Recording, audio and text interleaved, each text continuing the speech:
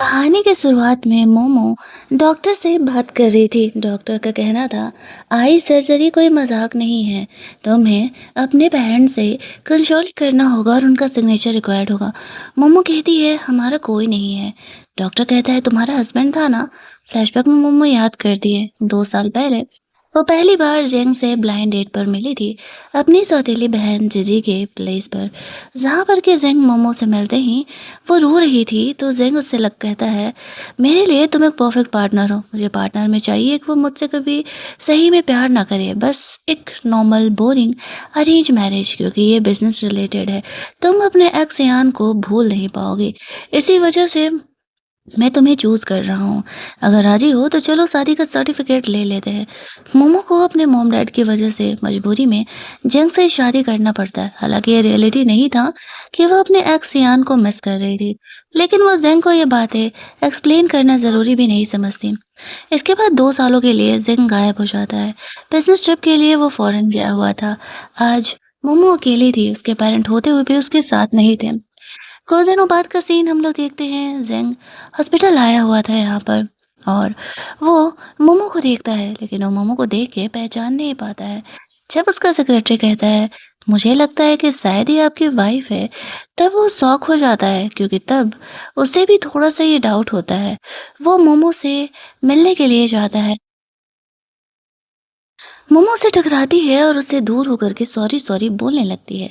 जब जेंग उसे कहता है कि मैं उसका हस्बैंड हूँ, तब वो थोड़ा नॉर्मल होती है। वो उसे पूछती है, वो यहाँ क्या कर रहा है? वो बहाना कर देता है, वो किसी से मिलने के लिए आया था। फिर वो मोमो को उसके रूम में लेके जाता है। देखता है चारों तरफ इतना हल्ला हो रहा है। वो सोचता है वो ऐसे कमरे में भला कैसे ही रह सकती है।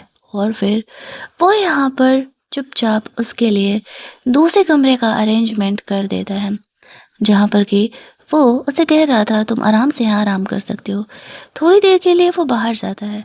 जब वो बाहर जाता है, तब यहाँ पर मोमो को उसकी मॉम का कॉल आया था। वो उस पर गुस्सा कर रही थी कि जेंग यहाँ पर इस तरीके से जो है वापस आ गया है, तुम उसके साथ बेबी बेबी करने का प्लान करो। इस बात पर मोमो भी फ़ोन पर जानबूझकर ये सुना रही थी कि जेंग के साथ उसका रिलेशनशिप बहुत ही अच्छा है। ये सुनते ही यहाँ पर जेंग आ जाता है, मोमो को पानी ऑफर करने के लिए। मोमो को लगने लगता है कि कहीं उसने उसकी सारी बातों को तो नहीं सुन लिया। वो बहुत ही ज़्यादा ऑकवर्ड हो रही थी। जेंग जानता था कि उसकी माँ उसे क्या करने के लिए फोर्स कर रही है, लेकिन मोमो से कहती है, डोंट वरी, मैं ऐसा कुछ भी नहीं करूँगी जो हमारे कॉन्ट्रैक्ट के खिलाफ हो। मैं तुम्हारे खिलाफ कभी नहीं जाने वाली हूँ। मैं तुम्हें परेशान नहीं करूँगी, तुम्हें इस बात की फ़िक्र करने की ज़रूरत नहीं है। मोमो को ठीक होने का ज़ेंग इंतज़ार कर रहा था। उसके लिए उसने फीमेल केयरटेकर भी अरेंज कर दिया था। अगले दिन मोमो हॉस्पिटल से डिस्चार्ज हो रही थी। जेंग तो मीटिंग में था। वो अपने सेक्रेटरी को भेजता है मोमो को रिसीव करने के लिए। साथ ही में यहाँ पर मोमो के लिए एक गिफ्ट भी दिया था उसने, जिसे देख करके मोमो इम्प्रेस हो जाती है, क्योंकि वो एक डायमंड का ब्रेसलेट था, बहुत ही महंगा था। अपनी बेस्टी से ये बातें शेयर करती है। साथ ही में वो दोनों जेंग के लिए भी शॉपिंग करते हैं। जिस होटल में वो दोनों खा रही थी, उसी होटल में ऊपर प्राइवेट एरिया पर जेंग भी था। लेकिन मोमो की नज़र उस पर पड़ जाती है। वो थोड़ी सी ऑकवर्ड हो जाती है। तभी वहाँ पर उसकी बेस्टी का क्रश हो जाता है। वो उसे यहाँ पर बुला लेती है, साथ में बातें करने के लिए। वो लड़का मोमो से पूछता है, ये अपने बॉयफ्रेंड के लिए लिया क्या गिफ्ट? मोमो कहती है, हाँ मेरा हस्बैंड है। वो उन गिफ्ट्स को देखने लगता है। जेंग को लगता है कि मोमो उस लड़के को गिफ्ट दे रही है, और उसे थोड़ी सी जेलसी यहाँ पर होने लगती है। और भाई साहब, यहाँ से जेंग का असली प्यार मोमो के लिए स्टार्ट होने वाला था। मोमो अपनी बेस्टी के साथ खाना वाना खा के वहाँ से बाहर निकलती है। उसकी बेटी तो टैक्सी लेकर के निकल जाती है। मोमो अपने टैक्सी आने का इंतजार कर रही थी। तभी वहां पर जेंग अपनी कार लेकर के आ जाता है और मोमो को अपने साथ चलने के लिए बोलता है। वो मोमो को घर छोड़ने के लिए जाता है। घर के बाहर मोमो जेंग को उसके लिए लिया हुआ गिफ्ट देती है। कहती है, ये तुम्हारे लिए गिफ्ट लिया था मैंने। बाहर काफ़ी ज़्यादा स्नोफॉल हो रहा था, तो वो जेंग को अपने साथ उसके फ्लैट में अंदर चलने के लिए बोलती है। यहाँ पर जो जेंग था, वो मोमो के घर पहली बार आ रहा था इन 2 सालों में। मोमो यहाँ पर उसके लिए इस तरीके से लेमन वाटर का इंतज़ाम करती है। यहाँ पर ज़ेंग के हाथों मोमो का अंडरवियर लग जाता है, जिसे देख कर के इस इनरवियर को दोनों ही काफ़ी ऑकवर्ड हो जाते हैं। मोमो ज़ेंग को लेमन वाटर दिए जा रही थी। यहाँ पर मोमो ने एक डॉग को भी पाला हुआ था।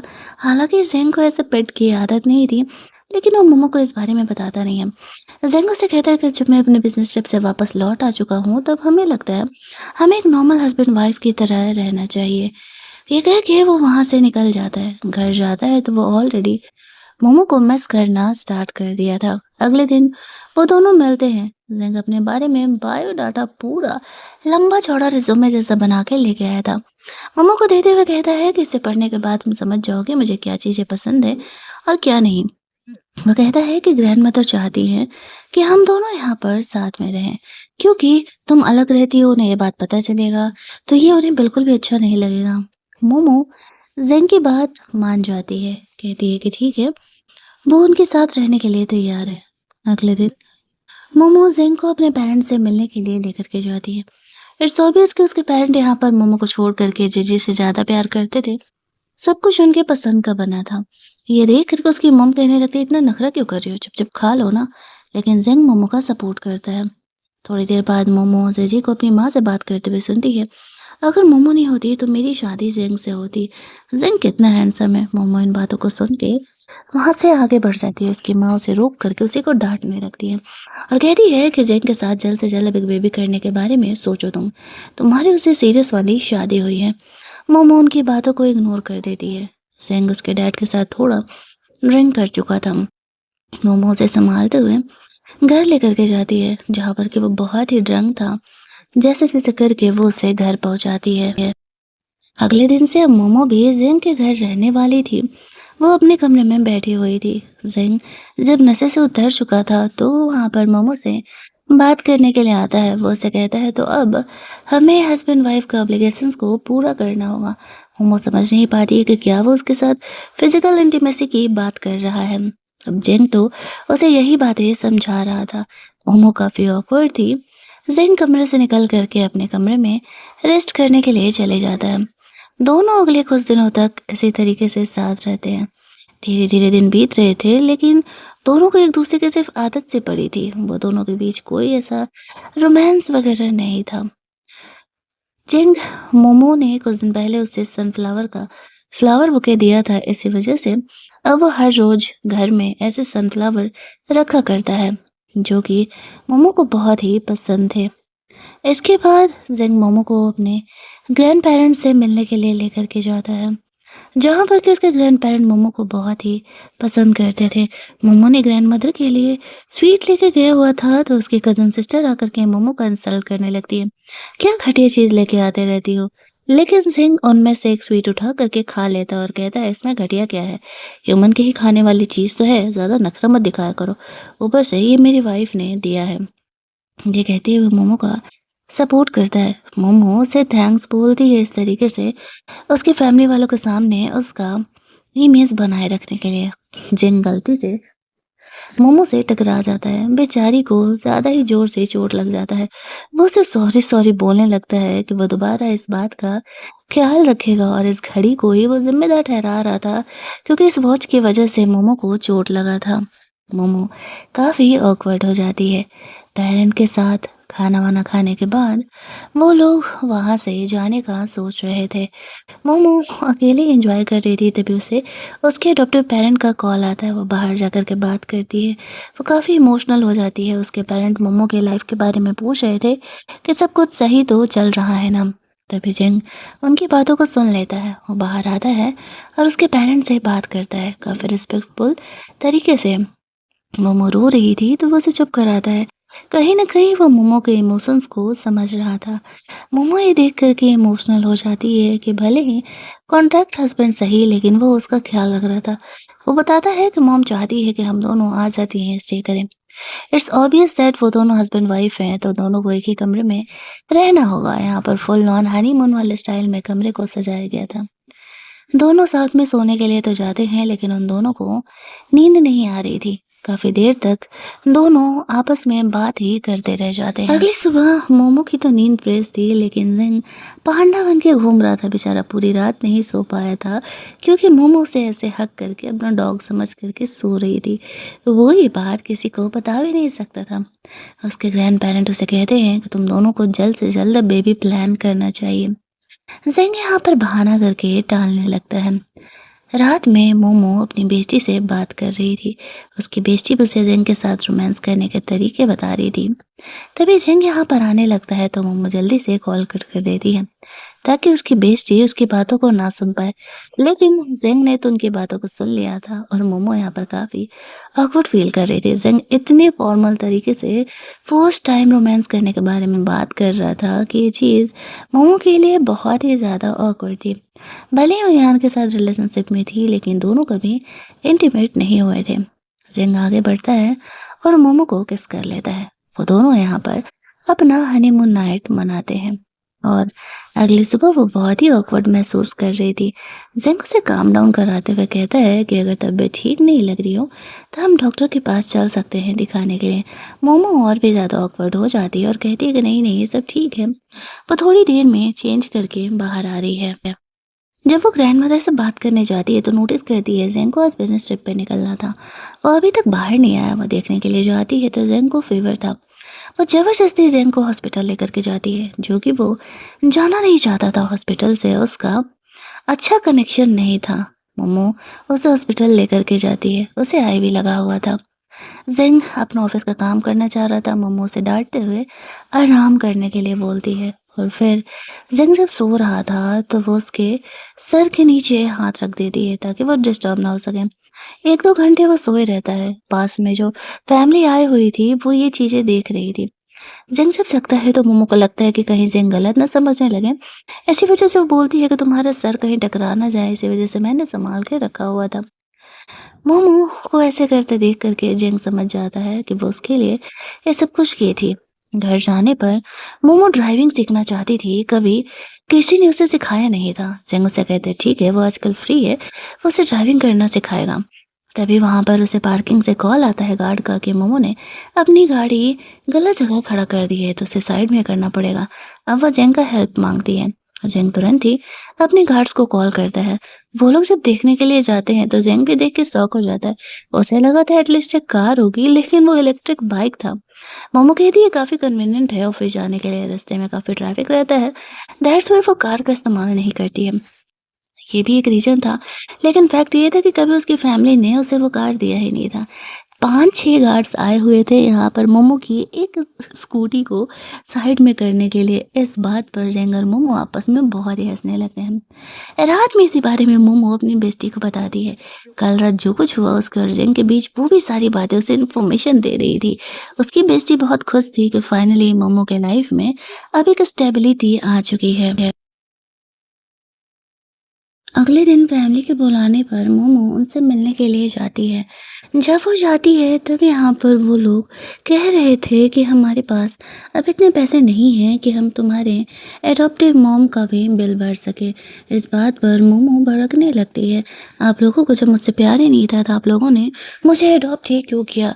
आपको पता है कि वो लेडी को ज़रूरत है यहाँ पर पैसे का, तब भी आप लोग नहीं दे रहे। उसके फादर उसे समझाने का कोशिश करते हैं।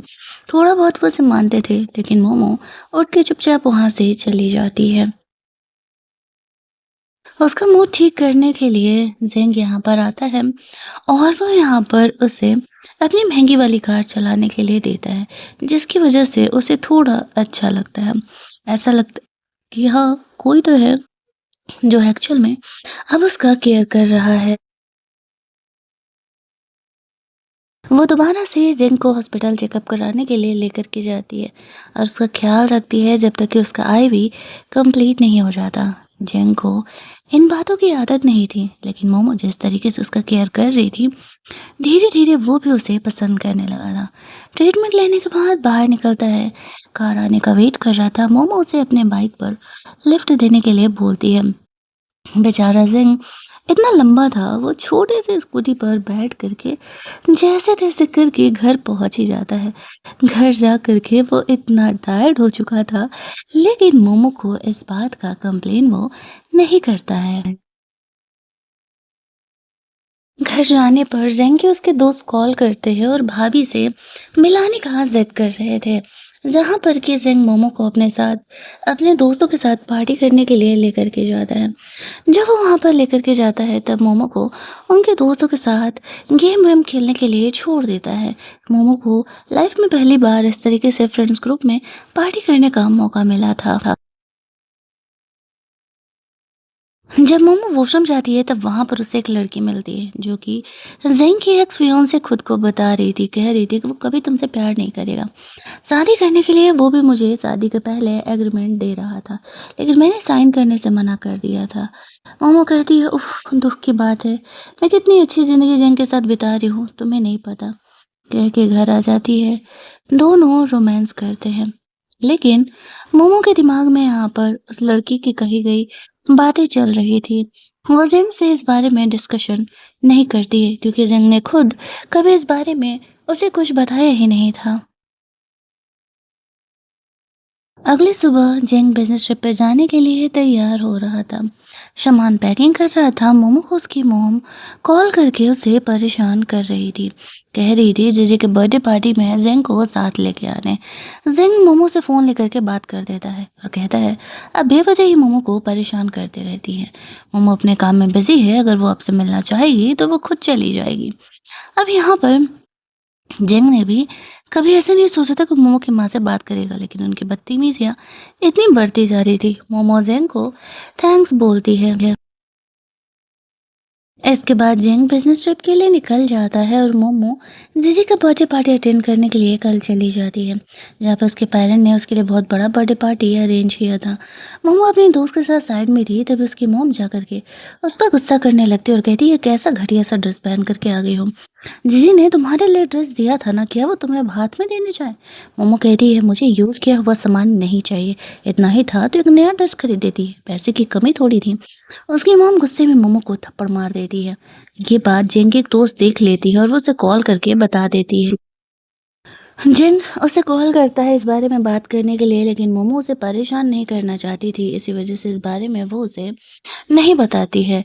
और जी, मोमो को अपना पुराना यूज़ किया हुआ ड्रेस ला कर के देती है, लेकिन मोमो उसे लेने से मना कर देती है। पार्टी में अंदर जा कर के वो तमाशा करने लगती है। तभी वहाँ पर ज़ेंग मोमो के सपोर्ट में आता है और मोमो को पार्टी में लेकर के जाता है। उसकी मॉम पर बहुत ही भड़कता है और कहता है कि तुमने मेरी बीवी को सबके सामने थप्पड़ कैसे मारा? ये तो ऐसे भी इस पार्टी में नहीं आना चाह रही थी। अगर तुमने पब्लिकली मोमो से सॉरी नहीं बोला, तो ये तुम्हारे लिए सही नहीं होगा। अब उसके डैड के कहने पर मोमो की मॉम को उससे माफ़ी माँगनी पड़ती है। ज़ेंग मोमो को वहाँ से घर लेकर के जाता है। मोमो ज़ेंग को थैंक्स बोलती है, आज एक्चुअल में उसने उसका बहुत बड़ा ही वाला हेल्प किया था। दोनों घर जाते हैं। ज़ेंग अचानक से बिज़नेस ट्रिप से कैसे लौट के आ गया, मोमो को ये बात नहीं पता था। उसे लगता है कि शायद ज़ेंग गुस्सा होगा, उसने उसे डिस्टर्ब किया था। तो वो उसको स्टडी रूम में जाती है और उसे सॉरी कहती है कि वो दोबारा ऐसी कोई हरकत नहीं करेगी जिससे कि जेंग को यहाँ पर कोई भी प्रॉब्लम हो। जेंग उसे समझा नहीं पाता है कि उसे प्रॉब्लम इस बात से नहीं है कि मोमो की वजह से उसे यहाँ वापस आना पड़ा। प्रॉब्लम इस बात से है कि मोमो ने अपनी प्रॉब्लम उससे शेयर क्यों नहीं की। मोमो भी उसकी फीलिंग को समझ नहीं पाती है और चुपचाप अपने कमरे में सोने के लिए चली जाती है। रात में ज़ेंग को रहा नहीं जाता है और वो मोमो से मिलने के लिए कमरे में आता है और फाइनली दोनों यहाँ पर रोमांस करते हैं। मोमो को ऐसा लग रहा था कि ज़ेंग अब सिर्फ उसके साथ फिजिकल रहना चाहता है, क्योंकि प्यार मोहब्बत तो उनके बीच कभी झलका ही नहीं। अगले दिन वो जेजी मोमो ज़ेंग के लिए ब्रेकफास्ट बनाती है, जहाँ पर कि उसने हर्ट शेप का सैंडविच बनाया था, जिसे देख कर के ज़ेंग थोड़ा शांत हो जाता है। मोमो को समझ में आता है उसने कहा था कि वो कभी पार्टनर उसकी उससे प्यार नहीं करेगी। वो उसे एक्सप्लेन करने लगती है कि उसने ये गलती से बना दिया था, वो ये नहीं शो कर रही थी कि वो ज़ेंग से प्यार करती है। वो उससे गुस्सा नहीं हो। ज़ेंग उसे समझाता है कि वो उससे गुस्सा नहीं है, लेकिन मोमो को यही लग रहा था कि ज़ेंग को इस बात का बुरा लगा है कि मोमो ने उसके लिए हार्ट शेप सैंडविच बनाया था।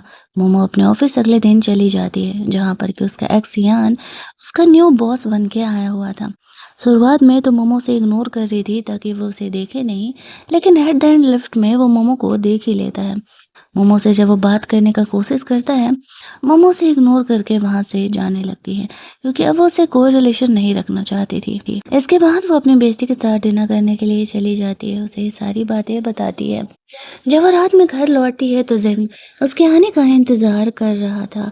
ज़ेंग मोमो पे थोड़ा गुस्सा होते हुए कहता है कि तुम लेट नाइट अपनी फ्रेंड के साथ रहने वाली थी, तुमने ये बात मुझे बताई क्यों नहीं? मोमो कहती है, मुझे लगा कि मैं इस बात के लिए तुम्हें डिस्टर्ब क्यों करूँ, तुम काम में इतना बिज़ी रहते हो। ज़ेंग उसे कहता है कि मैं कोई डिस्टर्ब नहीं होता, तुम जब चाहो मुझे कॉल मैसेज कर सकती हो।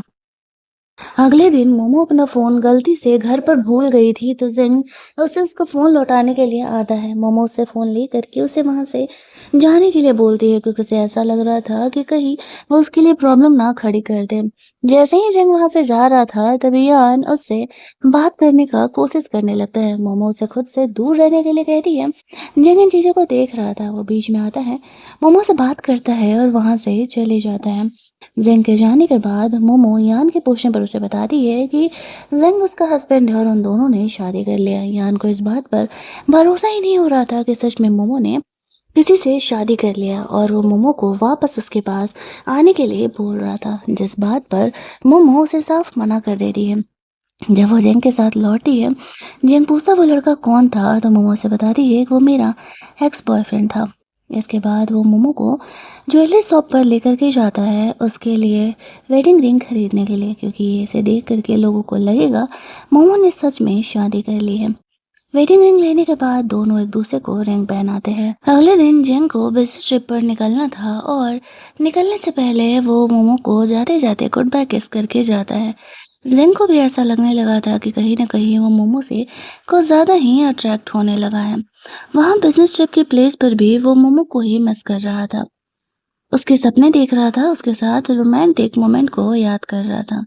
वो उसे मैसेजेस करने लगता है और मोमो भी उधर-इधर से रिप्लाई दे रही थी। दोनों का टाइमलाइन अलग था। जब उधर रात होता था तो इधर दिन होता था। उस रात बहुत ही पार्टी से ड्रंक होकर के जिंग मोमो को कॉल करता है और घंटों वीडियो कॉल पर बात करता है। मोमो भी सोच रही थी कि आखिरकार उसने इतना ज़्यादा ड्रिंक क्यों ही किया होगा। अगले दिन वो मोमो को सॉरी बोल रहा था क्योंकि वो बहुत ज़्यादा ही ड्रंक था। मोमो उसे कहती है कोई बात नहीं, चलते रहता है, मैं समझ सकती हूँ। फिर यान उसे अपने ऑफिस में बात करने के लिए बुलाता है। वो तो उसके पीछे ही पड़ गया था कि मोमो अपने हस्बैंड को छोड़ करके उसके पास आ जाए। जेंग की कज़न सिस्टर इस बात का वीडियो बना लेती है। जाके वो मोमो को परेशान करते हुए कहती है कि तुम मेरे होने वाले फियोंसे को पटाने का कोशिश कर रही हो। मोमो भी कहाँ कम थी। यान उसे रोकते हुए कहता है मैंने तुम्हें पहले ही कहा था कि मैं तुम में इंटरेस्टेड नहीं हूँ, तुम बेकार में ही मेरे पीछे पड़ी हुई हो। उसकी जो बहन थी वो गुस्से में वहाँ से चली जाती है और जेंग को कॉल करके वो वीडियो भी दिखा देती है और कंप्लेन कर देती है। मोमो यान को डांटते हुए वहाँ से बाहर निकलती है। जेंग का उसे कॉल आता है। मोमो को लगता है कि ये जाहिर सी बात है कि उसे इस बारे में पता चल चुका है, लेकिन वो अपने साइड से चीज़ों को क्लेरिफाई करने का कोशिश करती है। बट अब भी मोमो को ऐसा लग रहा था कि शायद जिन उससे गुस्सा है और वो उससे बात नहीं करना चाह रहा। अगले कुछ दिनों में क्रिसमस था, वो उसके लिए अपने हाथों से कुकी बना करके उसे देने का डिसाइड करती है। कॉल करने पर पता चलता है कि जेंग ने अपेंडिक्स का ऑपरेशन कराया है और वो हॉस्पिटल में है। जेंग अकेला था, उसने मोमो को ये बात बताना भी ज़रूरी नहीं समझा। वो 10 घंटे का प्लेन लेकर के पहुंचती है जेंग के पास। जेंग मोमो को देख के शौक हो जाता है। मोमो कहती है क्या मैं तुम्हारे लिए इतनी पराई हूँ कि अकेले ऑपरेशन करना तुमने ज़रूरी समझा, मुझे बताया तक नहीं। ज़ैंग कहता सॉरी, मुझे अकेले रहने की ही आदत है, इन चीज़ों के लिए मैंने कभी किसी से हेल्प नहीं मांगा। मोमो इस बात पर रोने लगती है। ज़ैंग को एहसास होता है उसने गलत किया है और मोमो को अपने साथ रहने देता है। अब जब तक ज़ैंग ठीक नहीं हो जाता मोमो वहीं रहती है, उसका ख्याल करती है। कुछ दिनों बाद जब जंग ठीक हो जाता है तो मोमो के साथ क्रिसमस सेलिब्रेट करता है। उसके बंदे लोग फेक स्नो यहाँ पर डाल रहे थे। जिसे देखते ही मोमो तो समझ जाती है कि सब कुछ फेक है। वो दोनों यहाँ पर रोमांस करते हैं। अगले दिन मोमो अपने कंट्री के लिए निकल जाती है। जेंग को अब मोमो के बिना रहा नहीं जा रहा था। वो जल्दी जल्दी यहाँ से अपना काम खत्म करके अब मोमो के पास ही सेटल होने का डिसाइड करता है। घर जाता है तो पता चलता है कि मोमो अब भी ऑफिस में ही है। तभी वहाँ पर उसे ज़ेंग का आवाज़ सुनाई देता है, सॉरी यान का आवाज़ सुनाई देता है। ज़ेंग घर छोड़ कर के मोमो को रिसीव करने के लिए पहुँच जाता है। मोमो के पैर में मोच आ गया था, यान उसे संभालने का कोशिश कर रहा था। तभी ज़ेंग वहाँ पर आता है और कहता है, तुम्हें मेरी वाइफ़ को संभालने की ज़रूरत नहीं है। और मोमो को वहाँ से उठा के लेकर के जाता है। मोमो को लगता है कि ज़ेंग उसे गलत समझ रहा है। वो उसे कहता है कि देखो, मैंने तुम्हें पहले ही कहा था मुझे रिलेशनशिप में धोखा नहीं चाहिए। एक सेकंड को मोमो को लगा था कि शायद ज़ेंग जेलस फ़ील कर रहा है, लेकिन वो जेलस फ़ील नहीं कर रहा था। एक्चुअल में वो ये दिखा रहा था कि उसे रिलेशनशिप में धोखा नहीं चाहिए। ये कहते हुए मोमो को किस करने लगता है। मोमो तो कहाँ खुश होने वाली थी कि शायद ज़ेंग भी उसे पसंद करने लगा है, जिस तरीके से कि वो उसे पसंद करने लगी है। रात में ज़ेंग अपनी इसी फीलिंग के बारे में बैठ कर के सोच रहा था कि क्या सच में उसे मोमो से प्यार हो रहा है। वो अपने आप को रोकने का कोशिश करता है। अगले दिन वो वापस से मोमो को रिसीव करने के लिए चले जाता है। इस बार बड़ा बन ठन करके गया हुआ था और मोमो को घर लेकर के जाता है फैमिली वैमिली वालों से मिलने के लिए, जहाँ पर कि उसके पेरेंट उसके साथ अच्छे से बिहेवियर नहीं कर रहे थे। तो जेंग यहाँ पर उसका सपोर्ट करता है। जेंग की वजह से मोमो को उसके डैड की कंपनी का जितना परसेंट शेयर वो डिजर्व करती थी, वो मिल जाता है। मोमो से थैंक्स बोलती है। आफ्टर दैट मोमो वहाँ से निकल रही थी। उसे अपने अडॉप्टिव मॉम डैड से मिलने के लिए जाना था। जेंग भी जाने का ज़िद कर रहा था, लेकिन मोमो मना कर देती है, ये कहते हुए कि नहीं, वो खुद चली जाएगी। वो जेंग को एक्चुअल में परेशान नहीं करना चाह रही थी और जेंग को लगता है कि यान भी उसी शहर का है। इसी वजह से वो उसे वहाँ नहीं लेकर के जाना चाह रही है। मोमो अपनी फैमिली से मिलती है। वो लोग यहाँ पर बहुत ही खुश हो जाते हैं उसे देख कर के। तभी उनके पीछे-पीछे ज़ेंग भी आ जाता है। उसकी फैमिली को लगने लगता है कि ज़ेंग और मोमो के रिलेशनशिप बिल्कुल सही चल रहे हैं। वो अपने दोस्तों के साथ था तो उसके दोस्त उसे बताते हैं कि मोमो तो एक डिवोर्स लॉयर से मिल रही है, कहीं वो तुम्हें छोड़ने वाली है। अब ज़ेंग को ये बात सुन कर के बहुत बड़ा झटका लगता है। उसने कभी एक्सपेक्ट नहीं किया था कि एक्चुअल में मोमो यहाँ पर उससे अलग होने के बारे में सोचेगी। वो जल्दी-जल्दी घर जाता है जहाँ पर कि मोमो उसी के आने का इंतज़ार कर रही थी। वो उसे कहता है, क्या तुम सच में मुझे छोड़ कर के जा रही हो? क्या तुम सच में डाइवोर्स लेना चाह रही हो? मैं तुमसे प्यार करने लगा हूँ और मैं तुम्हारे बिना नहीं रह सकता। मैं इस शादी में तुम्हारे धोखे को भी बर्दाश्त कर सकता हूँ, लेकिन तुम मुझे छोड़ के मत जाओ। मोमो से कहती है, क्या वो उसे कन्फेस कर रहा है कि क्या वो उससे प्यार करता है? ज़ेन कहता है, हाँ, मैं तुमसे बहुत प्यार करता हूँ। मोमो हँसने लगती है, मैं डाइवोर्स लॉयर से इसलिए मिल रही थी ताकि कॉन्ट्रैक्ट चेंज करा सकूँ। शादी के बाद, डाइवोर्स के बाद मुझे तुमसे कुछ भी नहीं चाहिए था। मोमो भी उसे कन्फेस करती है कि वो उससे प्यार करने लगी है। दोनों इसके बाद हैप्पीली एवर आफ्टर रहने लगते हैं और हमारी ये कहानी यहीं पर एंड कर दी जाती है।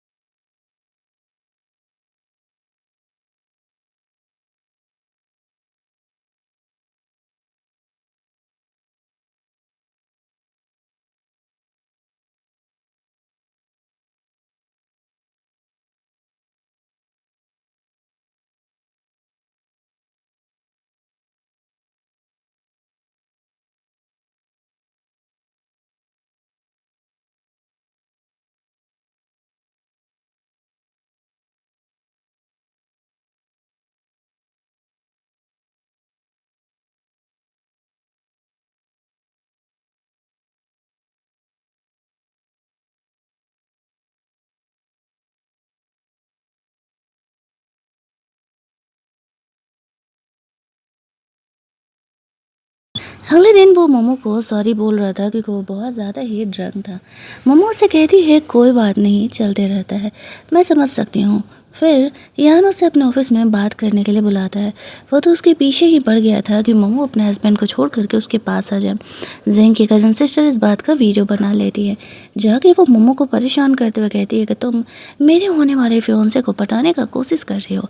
मोमो भी कहाँ कम थी। यान उसे रोकते हुए कहता है, मैंने तुम्हें पहले ही कहा था कि मैं तुम में इंटरेस्टेड नहीं हूँ, तुम बेकार में ही मेरे पीछे पड़ी हुई हूँ।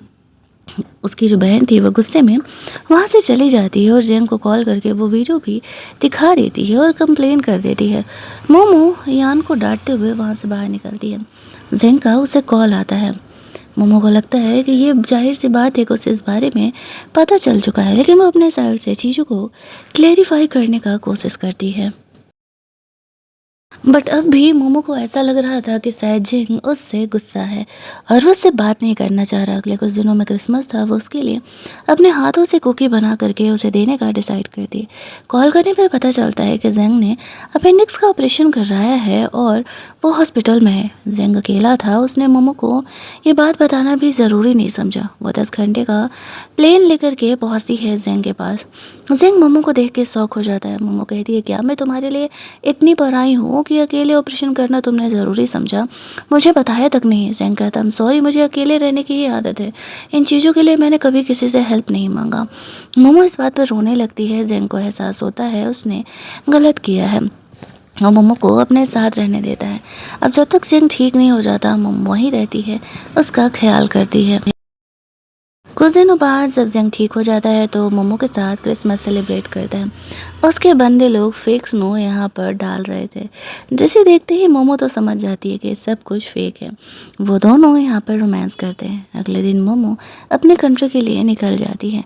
जेंग को अब मोमो के बिना रहा नहीं जा रहा था। वो जल्दी जल्दी यहाँ से अपना काम ख़त्म करके अब मोमो के पास ही सेटल होने का डिसाइड करता है।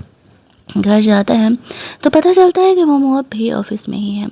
तभी वहाँ पर उसे जेंग का आवाज़ सुनाई देता है, सॉरी यान का आवाज़ सुनाई देता है। जेंग घर छोड़ करके मोमो को रिसीव करने के लिए पहुँच जाता है। मोमो के पैर में मोच आ गया था। यान उसे संभालने का कोशिश कर रहा था। तभी जेंग वहाँ पर आता है और कहता है, तुम्हें मेरी वाइफ को संभालने की ज़रूरत नहीं है, और मोमो को वहाँ से उठा के लेकर के जाता है। मोमो को लगता है कि जेंग उसे गलत समझ रहा है। वो उसे कहता है कि देखो, मैंने तुम्हें पहले ही कहा था मुझे रिलेशनशिप में धोखा नहीं चाहिए। एक सेकंड को मोमो को लगा था कि शायद जेंग जेलस फील कर रहा है, लेकिन वो जेलस फील नहीं कर रहा था। एक्चुअल में वो ये दिखा रहा था कि उसे रिलेशनशिप में धोखा नहीं चाहिए। ये कहते हुए मोमो को किस करने लगता है। मोमो तो कहाँ खुश होने वाली थी कि शायद जेंग भी उसे पसंद करने लगा है, जिस तरीके से कि वो उसे पसंद करने लगी है। रात में जेंग अपनी इसी फीलिंग के बारे में बैठ करके सोच रहा था कि क्या सच में उसे मोमो से प्यार हो रहा है। वो अपने आप को रोकने का कोशिश करता है। अगले दिन वो वापस से मोमो को रिसीव करने के लिए चले जाता है। इस बार बड़ा बन ठन करके गया हुआ था और मोमो को घर लेकर के जाता है फैमिली उमली वालों से मिलने के लिए, जहाँ पर कि उसके पेरेंट उसके साथ अच्छे से बिहेवियर नहीं कर रहे थे। तो जेंग यहाँ पर उसका सपोर्ट करता है। जेंग की वजह से मोमो को उसके डैड की कंपनी का जितना परसेंट शेयर वो डिज़र्व करती थी वो मिल जाता है। मोमो से थैंक्स बोलती है। आफ्टर दैट मोमो वहाँ से निकल रही थी। उसे अपने अडॉप्टिव मॉम डैड से मिलने के लिए जाना था। जेंग भी जाने का जिद कर रहा था, लेकिन मोमो मना कर देती है, ये कहते हुए कि नहीं, वो खुद चली जाएगी। वो जेंग को एक्चुअल में परेशान नहीं करना चाह रही थी और जेंग को लगता है कि यान भी उसी शहर का है, इसी वजह से वो उसे वहाँ नहीं लेकर के जाना चाह रही है। मोमो अपनी फैमिली से मिलती है। वो लोग यहाँ पर बहुत ही खुश हो जाते हैं उसे देख करके। तभी उनके पीछे पीछे जेंग भी आ जाता है। उसकी फैमिली को लगने लगता है कि जेंग और मोमो के रिलेशनशिप बिल्कुल सही चल रहे हैं।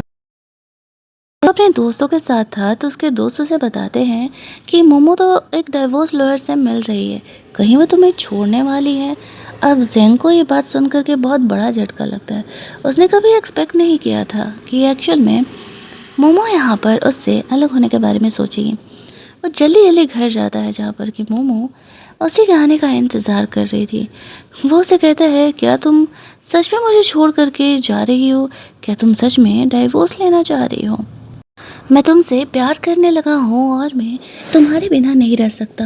मैं इस शादी में तुम्हारे धोखे को भी बर्दाश्त कर सकता हूँ, लेकिन तुम मुझे छोड़ के मत जाओ। मोमो से कहती है, क्या वो उसे कन्फेस कर रहा है कि क्या वो उससे प्यार करता है? जेंग कहता है, हाँ, मैं तुमसे बहुत प्यार करता हूँ। मोमो हंसने लगती है, मैं डाइवोर्स लॉयर से इसलिए मिल रही थी ताकि कॉन्ट्रैक्ट चेंज करा सकूँ। शादी के बाद, डाइवोर्स के बाद मुझे तुमसे कुछ भी नहीं चाहिए था। मोमो भी उसे कन्फेस करती है कि वो उससे प्यार करने लगी है। दोनों इसके बाद हैप्पीली एवर आफ्टर रहने लगते हैं और हमारी ये कहानी यहीं पर एंड कर दी जाती है।